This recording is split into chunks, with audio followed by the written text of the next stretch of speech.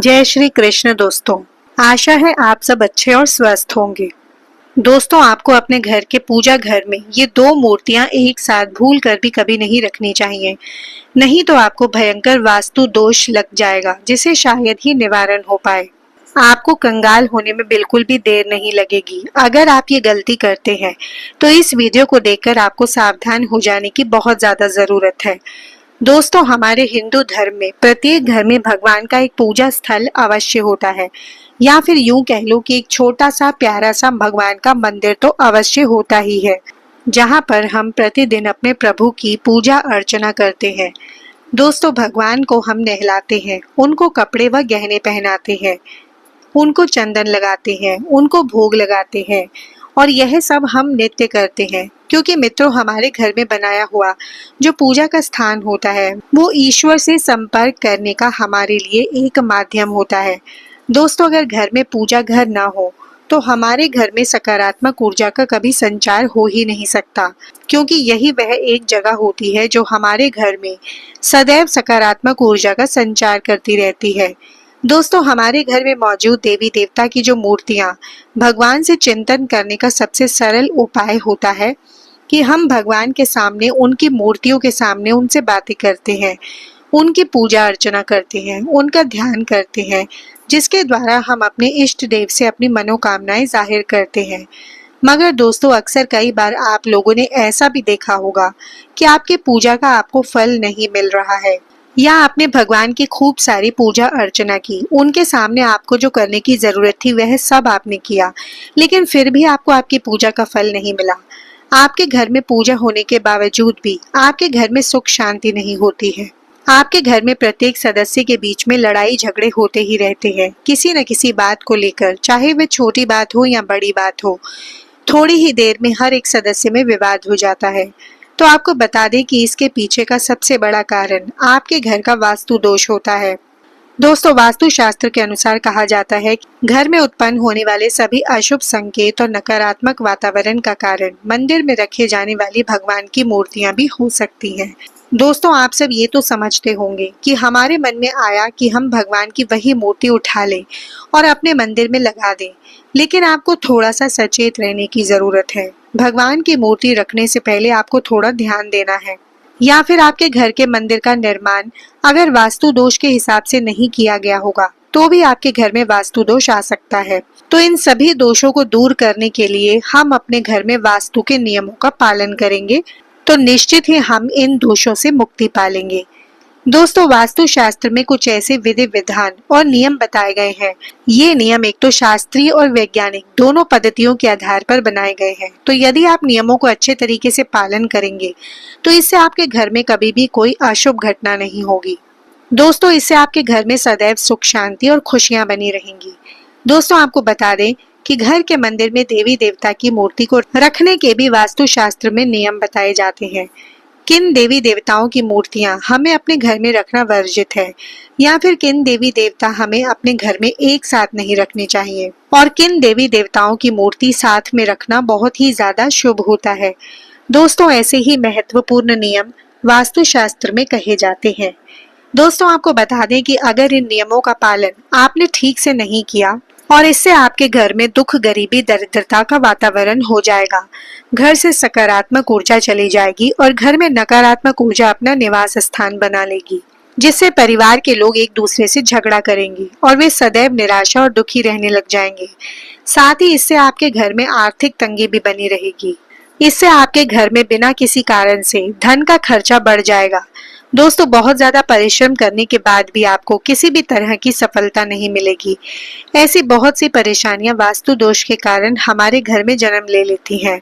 तो दोस्तों, ऐसा ना हो इसके लिए हम जान लेते हैं कि वास्तु शास्त्र के हिसाब से हमें घर के मंदिर में आखिर किन किन देवी देवताओं की मूर्तियां रखनी चाहिए और किन किन देवी देवताओं की मूर्तियां भूल कर भी नहीं रखनी चाहिए। इसके साथ ही सुख समृद्धि की प्राप्ति के लिए हमें कौन कौन से देवी देवताओं की मूर्तियां एक दूसरे के पास में अवश्य रखनी चाहिए। तो वास्तु शास्त्र के अनुसार अगर आप कुछ विशेष देवी देवताओं की मूर्तियों को एक दूसरे के पास में अपने घर के मंदिर में रख लेंगे तो इससे आपको बहुत अच्छे परिणाम प्राप्त हो सकेंगे।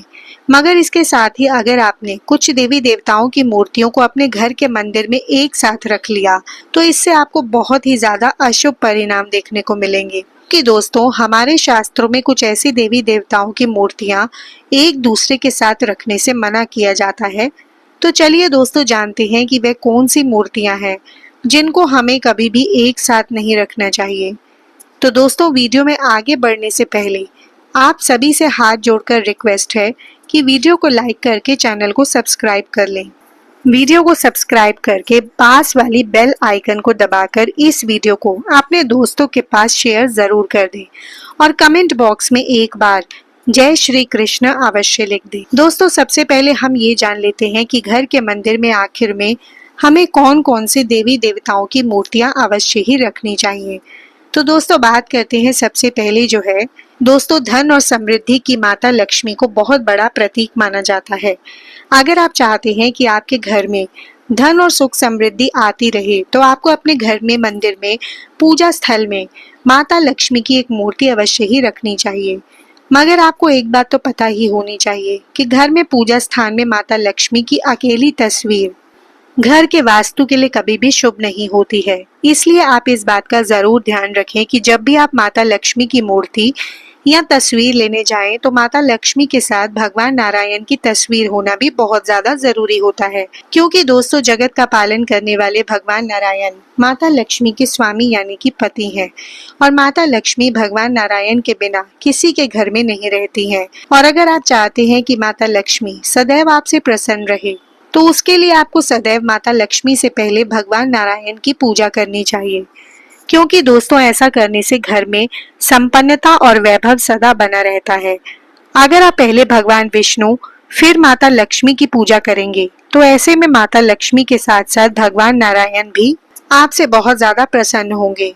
दोस्तों साथ ही ध्यान में रखना है कि धन संपत्ति के लिए आपको माता लक्ष्मी और भगवान गणेश जी की संयुक्त रूप से पूजा अवश्य ही करनी चाहिए। तो चलिए दोस्तों बात करते हैं भगवान गणेश जी की मूर्ति। जैसा कि आप सभी जानते होंगे कि गणेश जी को प्रथम पूजनीय कहा जाता है और गणेश जी को विघ्नहर्ता भी कहते हैं।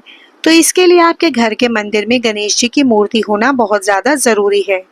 दोस्तों आपको ये बात तो अवश्य जान लेनी चाहिए कि गणेश जी की तस्वीर पूजा घर में कभी भी एक से अधिक नहीं रखनी चाहिए। दोस्तों विशेष तौर पर अगर गणेश जी की तस्वीर ऐसी हो जो कि माता लक्ष्मी के साथ हो और उनके बाएं तरफ विराजमान हो तो ये बहुत ज्यादा अच्छा माना जाता है। क्योंकि दोस्तों ऐसी मूर्ति घर में सभी विघ्न सभी परेशानियों को सभी नकारात्मक ऊर्जा को और समस्त समस्याओं को हमारे घर से बहुत ज्यादा दूर कर देती है। अब बात करते हैं दोस्तों अगली प्रतिमा की। तो वह है दोस्तों भगवान राम दरबार की तस्वीर आपको अपने घर में जरूर लगानी चाहिए। दोस्तों अगर आप चाहते हैं कि घर में सभी के बीच में सदैव प्रेम और विश्वास एकदम से बना रहे और घर की सभी पारिवारिक जो लड़ाई झगड़ा है वह खत्म हो जाए तो इसके लिए आपको भगवान राम दरबार वाली तस्वीर अवश्य ही लगानी चाहिए। तो ये मूर्तियां आपको अपने पूजा घर में आवश्यक रूप से रखनी ही चाहिए। इसके अलावा आप जिस देवी देवता की पूजा करते हैं जो आपके इष्ट देव हैं उनको भी आप अपने घर के मंदिर में रख सकते हैं। नंबर 4 संकट मोचन महाबली हनुमान जी की प्रतिमा। दोस्तों वास्तु की माने तो घर के मंदिर में हनुमान जी की एक मूर्ति या तस्वीर आपको जरूर रखनी चाहिए। घर के सभी वास्तु दोष घर के लड़ाई झगड़े सभी खत्म हो जाते हैं और दोस्तों इसके साथ ही घर पर अचानक ही कोई संकट आने वाला होता है तो वह भी संकट मोचन महाबली हनुमान जी यानी कि बजरंग बली की कृपा से उनकी पूजा करने से हमारे घर में आने वाला संकट टल जाता है। दोस्तों इसी के साथ आप इस बात का ध्यान रखें कि हनुमान जी की आपको हमेशा बैठी हुई मूर्ति ही पूजा स्थल में तस्वीर लगानी चाहिए। इससे घर में सदैव सुख शांति समृद्धि आती है। दोस्तों भगवान राम दरबार की तस्वीर आपको अपने घर में जरूर लगानी चाहिए। दोस्तों आपको एक बात का और विशेष रूप से ध्यान रखना है कि आपको कभी भी अपने पूर्वजों की या अपने मृत माता पिता की या अपने गुरु की तस्वीर को कभी भी भगवान के मंदिर में नहीं लगाना है। क्योंकि दोस्तों ऐसा करने से हमें घोर पाप लगता है। क्योंकि हम तो एक इंसान हैं और वे भगवान हैं। अगर हम अपने पूर्वजों को भगवान के समान दर्जा देंगे तो यह गलत होगा। हाँ, हम ये नहीं कह रहे कि वे पूजनीय नहीं है। आपके परिवार वाले, आपके पूर्वज, आपके मृत माता पिता, गुरु सब पूजनीय है, लेकिन आपको उनकी तस्वीर को घर के मंदिर में नहीं बल्कि अपने घर के मंदिर के बाहर कहीं भी लगा सकते हैं। इससे कोई दिक्कत नहीं है। तो दोस्तों चलिए अब ये बात जान लेते हैं कि आखिर में घर के मंदिर में हमें किन देवी देवताओं की तस्वीर को कभी एक साथ में नहीं लगाना चाहिए। तो दोस्तों आपको बता दें कि जिसकी पूजा में यह तस्वीर या मूर्ति एक साथ होती है उनके घर में राजयोग बनता है। मित्रों, अगर हम अपने घर के पूजा घर में कुछ मूर्तियों के साथ कुछ अन्य मूर्तियां भी रख देते हैं तो आप यकीन नहीं मानोगे कि इससे आपकी किस्मत यकीनन ही बदल जाती है और देखते ही देखते हमारे जीवन की कंगाली धीरे धीरे समाप्त होने लग जाती है। तो इसमें सबसे पहले अगर हम किसी मूर्ति की बात करें तो आप भगवान कृष्ण के हैं और उनकी मूर्ति घर के मंदिर में रखते हैं तो उनके साथ आपको राधा रानी की मूर्ति भी अवश्य ही रखनी चाहिए। दोस्तों, भगवान श्री कृष्ण की लड्डू गोपाल के रूप में पूजा करते हैं तो राधा रानी की मूर्ति रखो या ना रखो वह आपकी मर्जी है, लेकिन भगवान कृष्ण की बड़े रूप में फोटो जरूर रखें। अगर आप उस रूप में भगवान कृष्ण की मूर्ति अपने घर में रखते हैं तो उनके साथ राधा रानी का होना बहुत ही ज्यादा जरूरी होता है, क्योंकि दोस्तों कहा जाता है कि जहाँ पर राधा रानी होती है वहां पर भगवान श्री कृष्ण खुद ही चले आते हैं।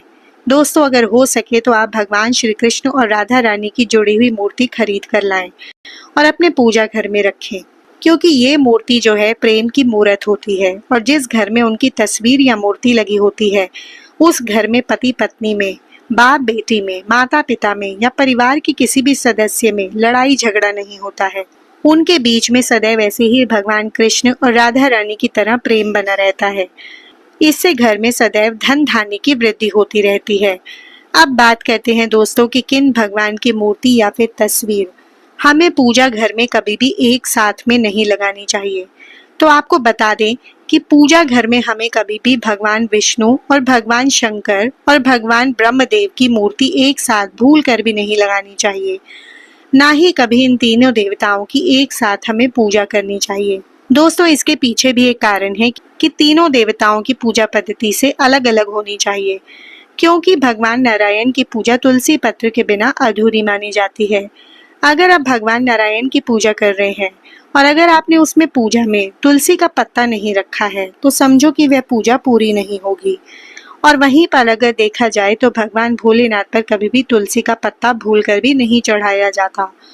दोस्तों, शास्त्रों में बताया जाता है कि ब्रह्मदेव की पूजा करना घरों में वर्जित होता है। आपने देखा होगा कि कभी भी किसी भी घर में ब्रह्मदेव की कभी पूजा नहीं होती।